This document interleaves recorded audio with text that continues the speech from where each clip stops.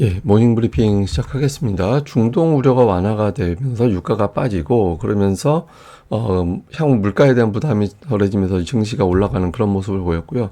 트럼프 변수가 제기가 되고 또 대규모 국채 발행이 나오면서 금리는 또 올라가는 그런 모습을 보였습니다. 한국 관련된 지표는 MSCI 한국 지수가 0.95% 올랐고 야간 선물은 거의 제자리로 마감이 됐습니다. 우리 증시 같은 경우는 삼성전자 외국인 투자자들이 매수로 돌아섰잖아요. 근데 이게 추세가 될지 여부, 잠시 후에 통계로 좀 살펴보도록 하겠습니다. 우선 미증시는 뭐 다 올랐는데, 다우가 더 많이 올라가고 나스닥은 상대적으로 덜 올랐잖아요.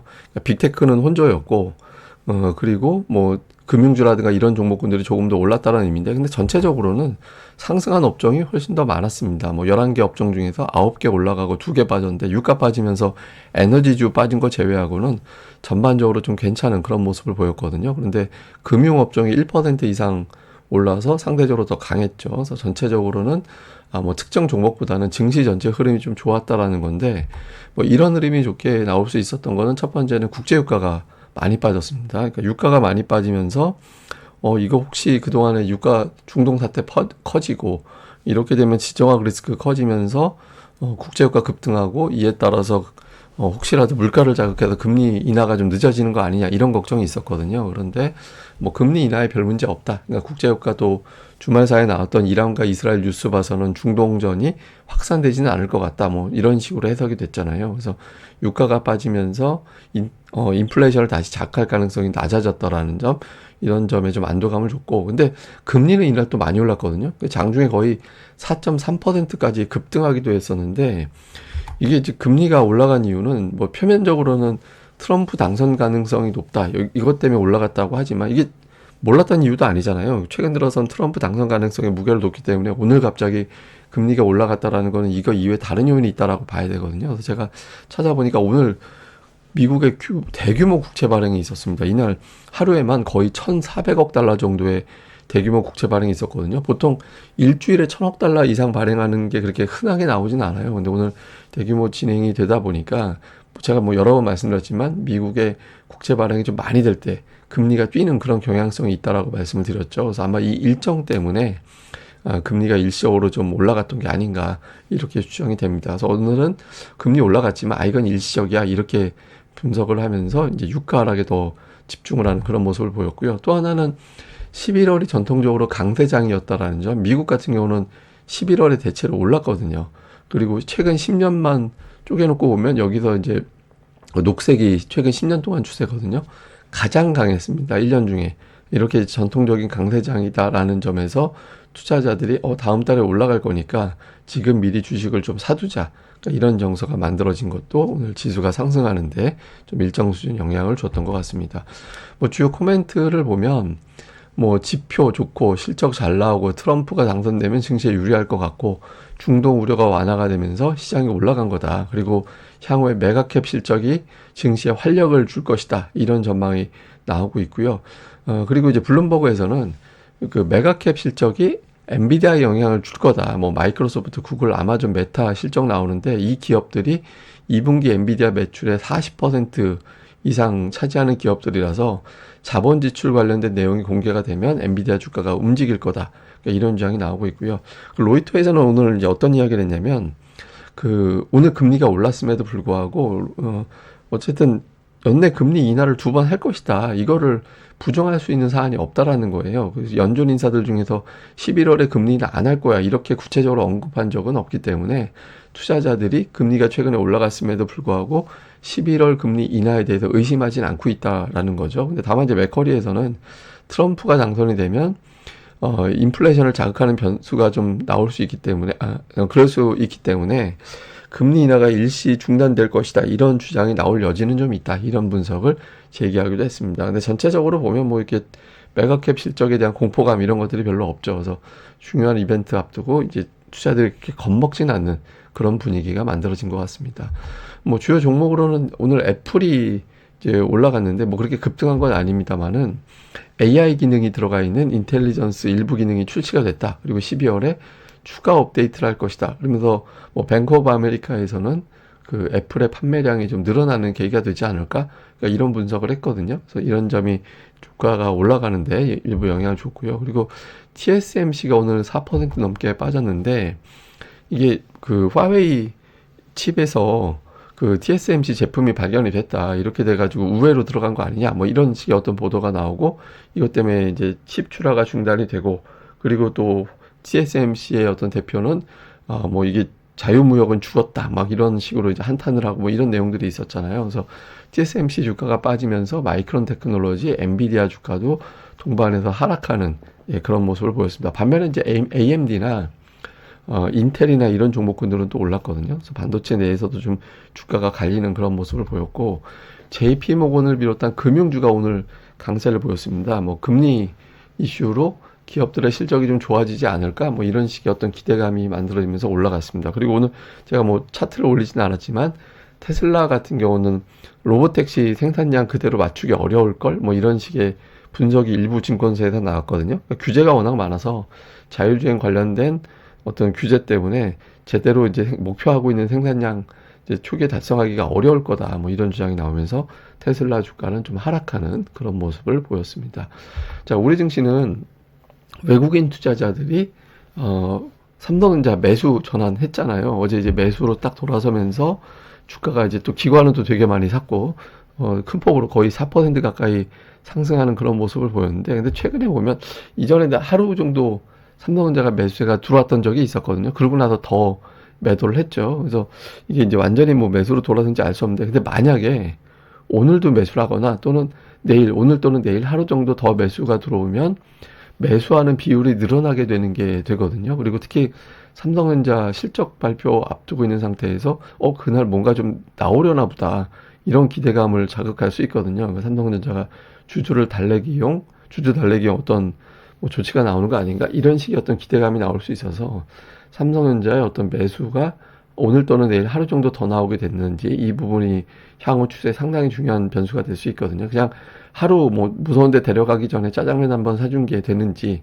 아니면 제대로 된 추세 전환이 되면서 6만 원 이상까지 넘보는 그런 흐름이 나오게 되는지 이제 수급을 좀 잘 봐야 되는데, 일단 좀 계속 말씀드리지만 120월선이다라는 중요한 어떤 바닥선, 그 다음에 청산가치 밑으로 내려갔었던 그런 주가, 이런 점을 감안해 볼 때 일단 좀 지지선은 이미 확보한 게 아닌가, 이런 분석이 조금 더 많은 것 같습니다.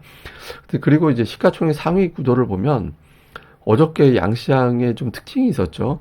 코스닥 같은 경우는 2차 전지 플러스 제약주, 그러니까 이런 어떤 조합으로 올라갔었고, 반도체가 상대적으로 좀 부진한 그런 모습을 보였고, 코스피는 삼성전자 플러스 2차 전지, 그러니까 이런 구도가 만들어졌었거든요. 그래서 뭐 이런 걸 좀 보면 양시장이 2차 전지는 이제 겹쳤고, 그러니까 제약과 이제 삼성전자 이렇게 조금씩 갈리는 그런 모습이 나왔는데, 제가 보기에는 이런 구도가 계속되지는 않을 것 같아요. 그러니까 증시의 자금이 풍부한 상태가 아니라서 대형 업종, 그것도 굉장히 시가총액이 큰 업종 두 개를 동시에 끌고 올라가는 거는 쉽지 않아 보이거든요. 그래서 이 중에 좀 메인 대장주가 나오고 나머지는 수단하고 이런 구도가 될 가능성이 높아서, 이런 어떤 시가총액 상위에서 어떤 이제 구도로 좀 변화가 되는지, 지금 만약에 시장이 지금 과매도 상태라고 제가 말씀을 드렸잖아요. 그래서 한동안 이제 기술적 반등이 좀 이어질 가능성이 있는데, 그렇게 될 때 어떤 게 메인이 될 건지가 상당히 중요한 요인이 됩니다. 그래서 이제 대형주의 어떤 수급 구도, 좀 코스닥의 관련주를 동시에 끌어올리는 역할을 할 수 있기 때문에 그런 구도에 조금 더 집중해 보는 게 좋을 것 같고요. 그리고 지금 제가 뭐 계속 말씀드리지만 지난주 금요일로 양시장이 과매도로 내려갔다. 그래서 이후에 반등 가능성, 그러니까 종목별로 상승 시도할 가능성이 높다라고 계속 말씀을 드렸잖아요. 근데 두 가지의 시나리오가 있습니다. 우선 그 75 밑으로 내려가면 그 이후에 추가적인 하락이 나올 때 증시가 돌아서는 그런 징크스가 있는데, 정상적으로는 제가 표기한 저런 형태가 나와요. 그러니까 V자로 비교적 올라가는, 한동안 이게 V자로 본격적인 강세장이 나온다는 게 아니라 기술적 반등이 바로 나오는 그런 형태가 이어지는 비율이 상대적으로 높거든요. 그런데 그 6월 때 특이한 현상이 나타났잖아요. 밤에도 내려가고 나서 증시가 올라가는 것도 내려가는 것도 아니고 올라갔다 내려갔다 올라갔다 내려갔다 하면서 한 달 이상의 박스권이 나오는, 저는 저런 경우는 거의 처음 봤거든요. 근데 올해 저런 현상이 나온 적도 있었어요. 그래서 만약에 6월 같은 시나리오가 나오게 된다면 상당히 좀 고통스러워. 왜냐면 빠진 상태에서 횡보는 더 고통스럽거든요. 그래서 좀 그럴 수 있기 때문에 지금 저런 구도로 갈 거냐, 9월로 갈 거냐. 그러니까 이번 주에 상승 종목이 많은 날이 이제 지금 4거래일 남았잖아요. 최소 이틀 이상. 네, 그 정도가 나오게 되면 6월 같이 가진 않겠구나. 그래서 한동안 또 지수나 이제 코스닥 지수 자체가 좀 한동안 상승세가 이어지겠구나. 이런 기대감이 나올 수 있거든요. 그래서 6월 구도로 가는지 9월 구도로 가는지는 이번 주 4일 중에서 이틀 이상 상승 종목 수가 더 많은 날이 나오게 되는지 그걸로 가늠해 보면 되겠다. 이렇게 보시면 되겠습니다. 자, 시장을 좀 정리해서 보면 삼성전자를 매수했던 외국인들 이런 게 사실 냉정하게 보면 매수했다라기보다는 이제 매도가 진정된 거에 가깝다고 봐야 되거든요. 어쨌든 그거라도 나오면 다행이니까 그런 흐름이 오늘도 나오게 되는지, 반대로 삼성전자가 HBM 관련해서 엔비디아의 승인을 받았다더라. 그러니까 조건부 승인이다라는 표현이 나왔죠. 그러면서 이제 하이닉스는 밀리는 그런 모습이 나왔었거든요. 근데 두 종목이 노골적으로 롱숏이, 그러니까 하나 올라가고 하나 빠지고 이런 어떤 현상이 어제 같은 경우 노골적으로 나왔는데 지속적으로 그러지는 않을 것 같아요. 근데 어쨌든 하이닉스 조정이 또 이어지게 되면 코스닥에 또 관련된 종목들이 영향을 받을 수 있잖아요. 그래서 오늘 하이닉스의 어떤 구도가 어떻게 되는지, 그러니까 두 종목의 구도를 좀 주목해 봐야 될 것 같고, 그 다음에 코스피가 8월 이후에 61선을 돌파한 적이 없습니다. 그러니까 이게 이제 2625포인트거든요. 그래서 오늘은 뭐 미증시가 어정쩡하게 이제 마감했기 때문에 우리 자체의 어떤 이슈로 올라가야 될 텐데 움직일 가능성이 높은데 61선을 돌파하게 되면 여름 이후에 새로운 추세가 만들어졌다. 그러니까 61선은 3개월 추세잖아요. 3개월 동안에 누르고 있었던 요인들이 해결이 됐다. 이렇게 평가할 수 있거든요. 그래서 2625포인트를 넘어가느냐 마느냐가 시장 추세에 상당히 중요한 변수가 될 것 같습니다. 그리고 2차전지 제약 반도체, 아까도 구도 계속 말씀드렸잖아요. 이제 시가총액 상위 종목을 동시에 다 올릴 수는 없기 때문에 이 중에 어떤 것이 움직임이 가장 활발하게 되고 수급에서 좋은 흐름이 만들어지게 되는지 이걸 또 살펴봐야 될 것 같습니다. 근데 그 대선 앞두고 있잖아요.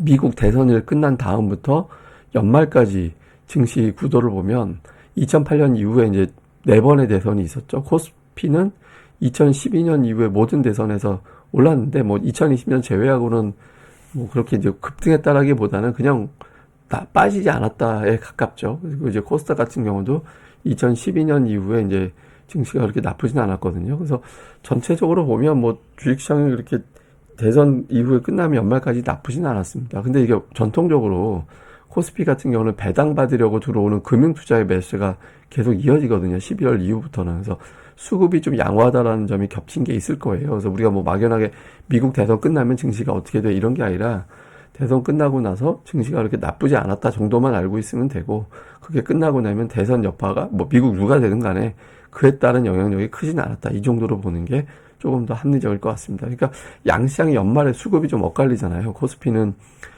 대당 위한 금융투자 매수가 연말까지 이어지게 되고, 코스닥은 대주주 그 등재 회피를 위한 양도세 관련된 매도가 나오게 되고, 이런 것들이 좀 엇갈리는 경향이 있죠. 근데 올해는 금투세 이슈가 있어서 좀 어떻게 될지 봐야 되겠는데, 어쨌든 대선 끝나고 나면 미국 대선 관련된 뉴스 이에 따른 영향은 크게 작용하지는 않는다. 뭐 이 정도로 보면은 될 것 같습니다. 예, 그럼 또 하루 잘 보내시고요. 저는 다음에 뵙겠습니다. 이 방송 구독하기와 좋아요 꼭 부탁드립니다. 감사합니다.